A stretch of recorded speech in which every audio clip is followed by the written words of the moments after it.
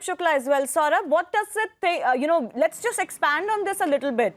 The Prime Minister, in the middle of the standoff with China, is going to the theatre where the standoff is taking place and taking on not just China, but really sending a message to the global community right now of where India stands, what India is capable of. What do you make of that? Because usually we see the premiers of the country, not really coming out and saying as much in the open. But I think the Prime Minister is changing that tone and tenor as well.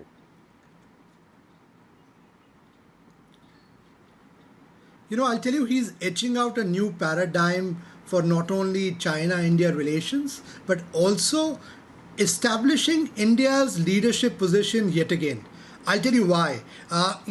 Because he's calling out a global bully, China, by going to the battlefront, saying it up there, saying that, obviously expansionist forces will be defeated. That's one. The second thing is also sending a message to other countries which have been victim of China's bullying that it's time for you to stand up. Because India is a country which has provided direction to the rest of the global world order as a leading democracy.